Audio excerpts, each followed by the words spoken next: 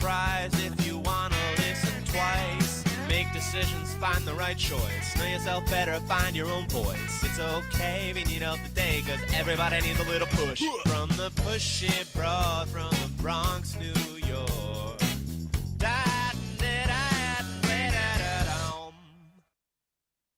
Welcome, Transformation Talk Network listeners. My name is Ellen Stewart, and I am the Pushy Broad from the Bronx. Welcome to my show, Recovery Recharged, where we share advice and support from experts in addiction and recovery. Once a month, I come to you with something called Straight Talk from the Pushy Broad, where I give you coaching like only the Pushy Broad can, and also give you the opportunity to ask me questions live on the air and get expert advice from a cheerleader and a drill sergeant, which I am, the Pushy Broad from the Bronx. So if you have a question about today's topic, which is codependence and enabling, please call 800-930-2819. And our producers are standing by to field your questions. They will be anonymous, so you will be able to ask a question anytime you like during the next 30 minutes. So today's show talks about where help ends and enabling begins. I'm going to address what it's like to decide the difference between supporting somebody and caring about somebody and enabling them. There is a big difference between caring for someone and caretaking them, especially when it comes to somebody that you are looking at who is active in their addiction. You're trying desperately to help them. And the only thing you seem to be doing is stressing yourself out and maybe even making situations worse. So we have many people that have called in. My producer, Jessica, is standing by with some great questions. Let me take them one at a time. Jessica, good morning. What do you have for me? Good morning. We'll take the first one. It's Emma from Toronto.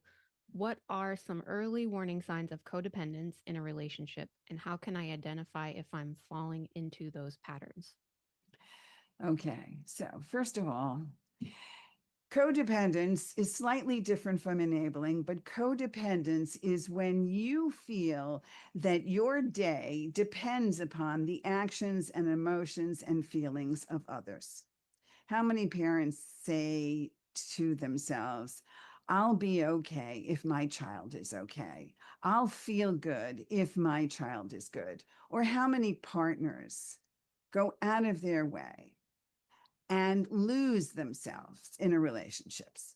So some of the early warning signs of codependence, Emma, is when you find there's a lack of boundaries, when you really want to say no, but you say yes anyway, when you are prioritizing another person's needs over your own consistently, when you have an emotional dependence on that relationship for validation. You have to recognize these patterns, Emma. That's the first step. Start by practicing self-awareness, by reflecting on your actions and feelings, and to discern whether they're driven by your own personal needs or in an attempt to manage the relationship. Jessica, what else do you have? All right, we've got John from Seattle. How can enabling behavior disguise itself as helping? And what steps can I take to ensure I'm supporting someone without enabling?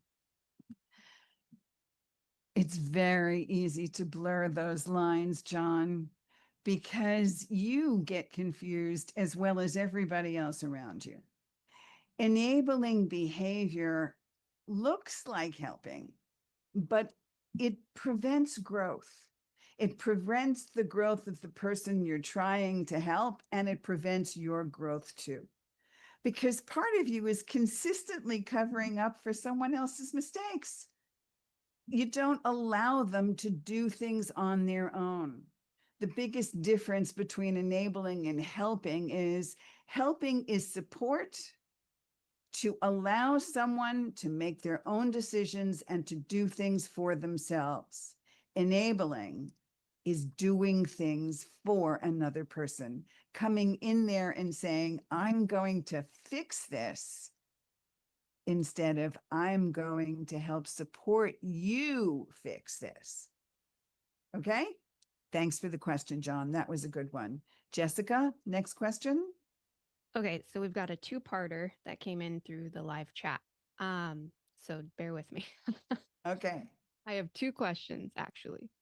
This is anonymous. My dad has a gambling problem. We've not talked about it with him, but my mom and I both know about it. I have a lingering fear that someday he will come to me and ask for money, and I don't know how I'm going to handle that. And then part two of this is I also don't know how to talk about or avoid conversations about money in general. Okay. All right. Well, let's try to answer it. First of all, the most important thing is thanks for the question. Please call in. Don't be afraid. 800-930-2819. I'll answer your questions on the air. Gambling is an addiction. That's the first thing. It's not only an active addict or an alcoholic. It is gambling, it is sex addiction, it is porn addiction, it is eating disorder, all of the things that an addict does compulsively and helps to really take down their lives. When you are sensing that somebody has a problem, and we all know what that looks like, there are many things that can be done. You can do an intervention. You can also call the Pushy Broad. You can call me. You can by going to pushybroadfromthebronx.com, sending up a free 20-minute consultation, and we can talk about all those options.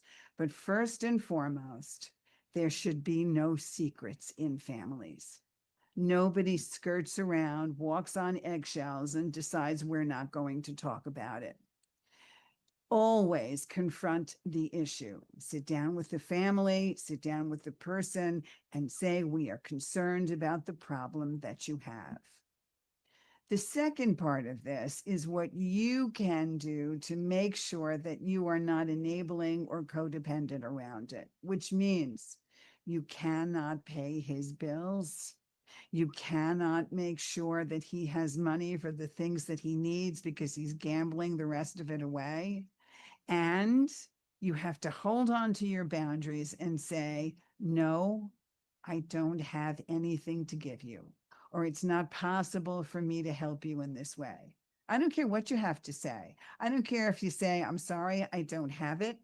I don't care if you say, this is not what I'm going to do for you. I don't care if you turn around and say, I don't want to enable you, or I don't want to make matters worse. However, you can stand your ground and say, no, I am not helping you with this addiction you have, will not only benefit him, but will immensely benefit you. And again, more questions, more in-depth situations, pushybroadfromthebronx.com, especially now when you have some more time over the summer. Consultations are available for free. Jessica, what else have we got? Next question is from Lucy. How do you break free from the guilt and obligation that you feel that's driving the codependent tendencies? Lucy, that's a really good question. Sometimes, when we say no to the people that we really love and we really care about, we worry that something terrible is going to happen to them. One of the major reasons why we don't want to say no is that we're afraid if we say no, that something awful is going to happen. And you know what? We can't guarantee that that isn't the case. But then we'll really know what we have to do going forward. The way we try to eliminate our guilt around this is to work on our own self-esteem and our own feelings of self-worth and character. And to recognize what I always say, that when you have to put your oxygen mask on first before you can put it on someone else, you have to recognize your own needs, your own boundaries. Those things are healthy. Those things keep you healthy. The Pushy Broad from the Bronx does a lot of counseling on codependence and enabling.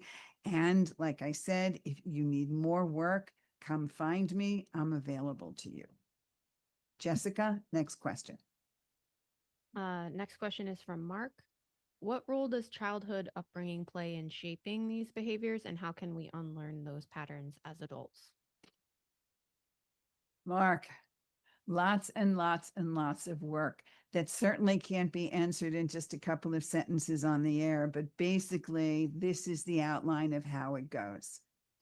Yes, many codependent and enabling behaviors stem from the dynamics you learned in childhood, possibly in a household where emotional needs were not met, or possibly in a household where it was overstimulated.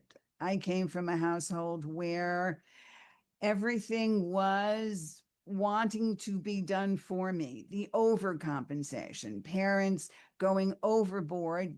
And we call those today helicopter parenting. Those things also stem from the fact that what we have learned as children, we now repeat as adults.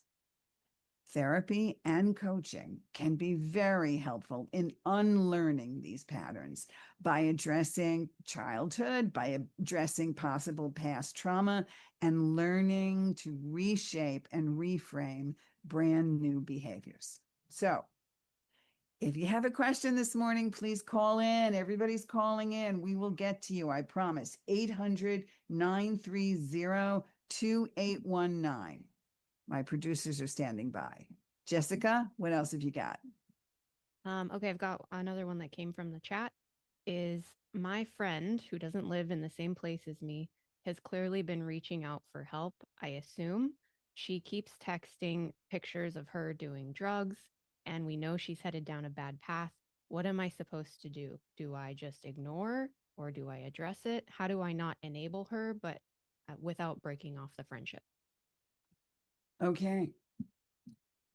If you're getting the texts that have you know that your friend or a loved one is in danger, the last thing you should be doing is ignoring it.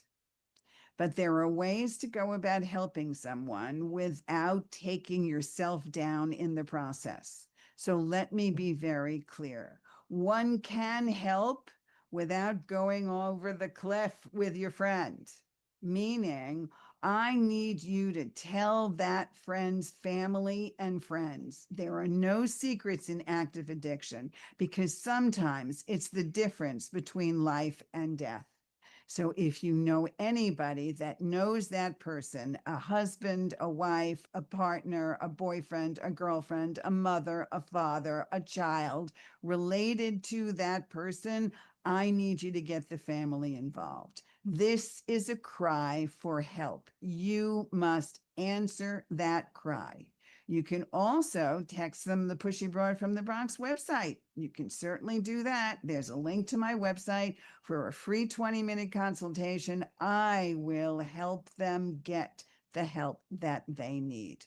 There are always answers. Do not abandon the cry for help. Jessica, next question.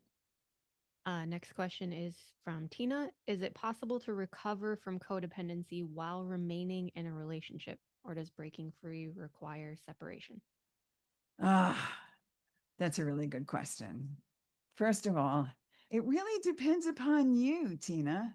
If you find that you are committed to making changes and that your partner's committed to making changes, which involves setting good, healthy boundaries, developing a more independent life and with your partner, then I think it's certainly possible.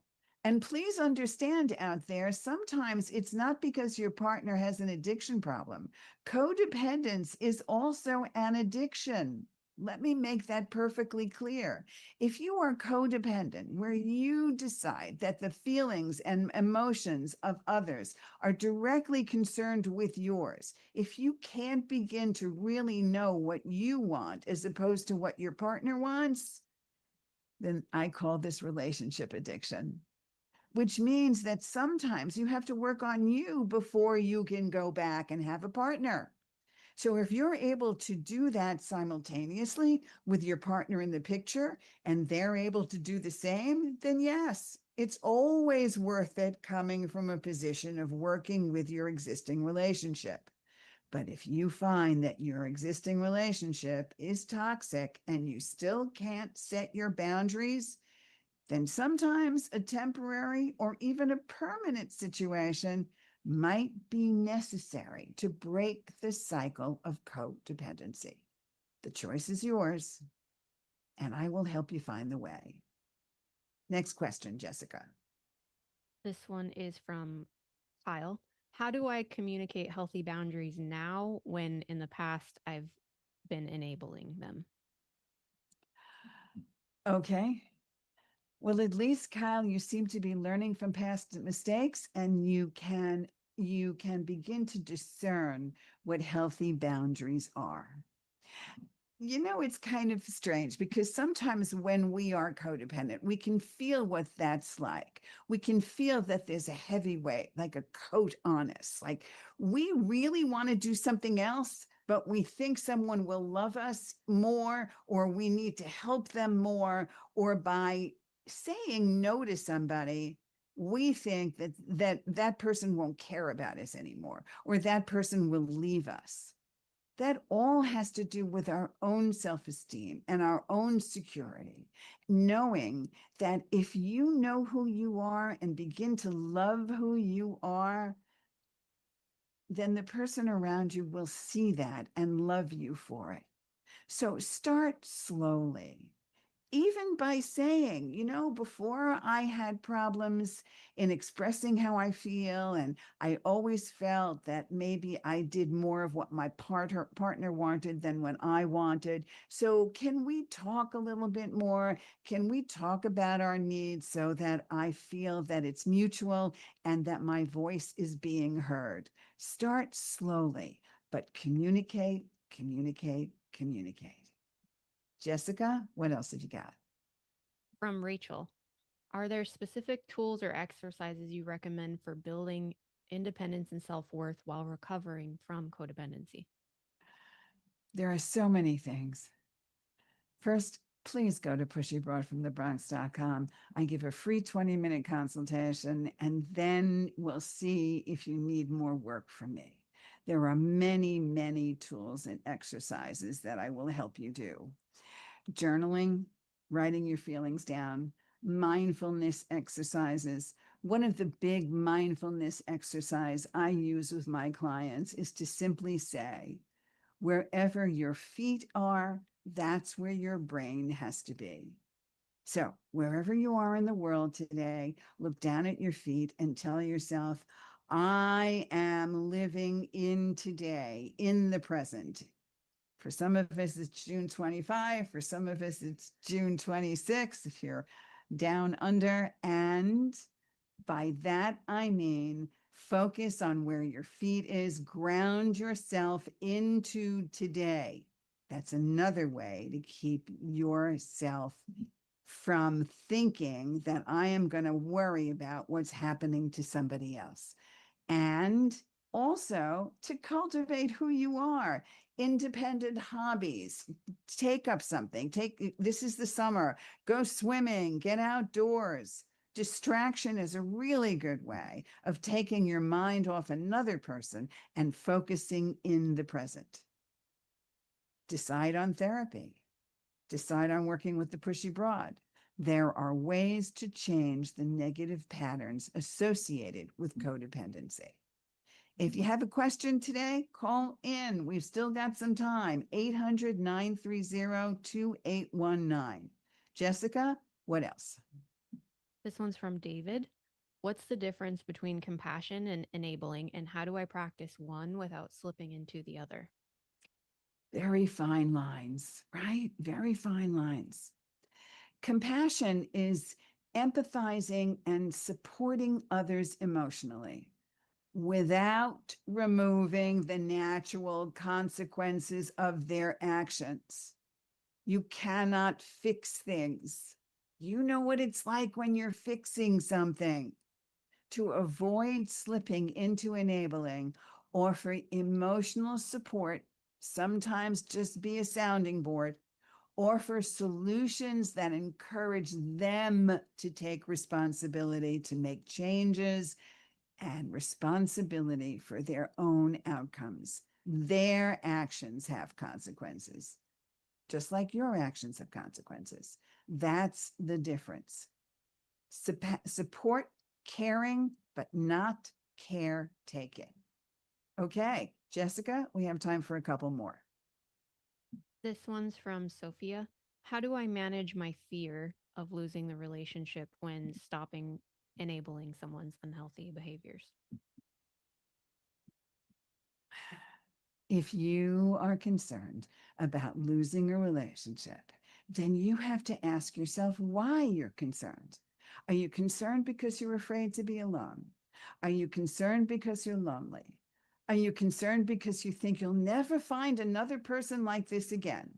Are you concerned because the dating pool is slim out there and you went through so much trouble to find this one? It's going to take you so much more work and trouble to find the next one.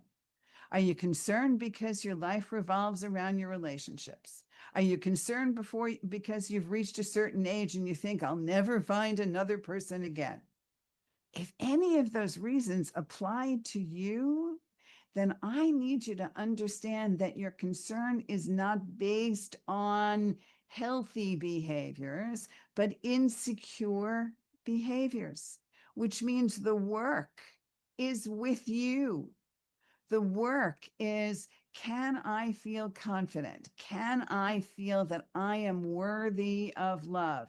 And can I feel that I love myself enough to know that no matter what happens in life, I am going to be okay?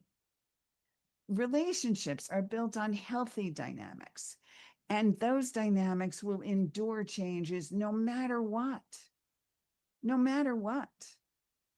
If you are afraid of losing a relationship, then you can communicate openly about those fears and needs. If the relationship changes or ends due to your setting boundaries, then it might be time to see that the relationship needs a reevaluation for mutual health and sustainability. So, Sophia, look inward first and make sure you keep communicating. Okay, Jessica, we have time for one more. Okay, this one is can codependence be mutual in a relationship? For example, both parties are enabling each other's unhealthy behaviors. How do we recover as a team? Well, one of those ways is to do some couples work with the Pushy Broad from the Bronx, pushybroadfromthebronx.com. I will help these couples move together. It's wonderful that you want to make this a team effort. That already gives you hope for the future. Talking more, making sure that each of you hears the other. There are so many different behavioral techniques to make sure that you understand what you really want and you understand what your partner is truly saying. It is very possible to cultivate a healthy relationship. There is no way that you will miss what codependence and enabling has done to your relationship. When you begin to understand that you can set boundaries that are mutually consistent with both of your needs, you will find your way to the best relationship you have ever had. Okay, everybody? One more time. Straight talk with the Pushy Broad every single month. Bring me your questions. We have wonderful topics for you here for help and energy. Pushybroadfromthebronx.com. Thank you so much for your questions today. I really appreciate you, and we'll see you next time. This is Ellen Stewart, the Pushy Broad from the Bronx, saying thanks for listening, and remember, everybody needs a little push. From the Pushy Broad from the Bronx, New York.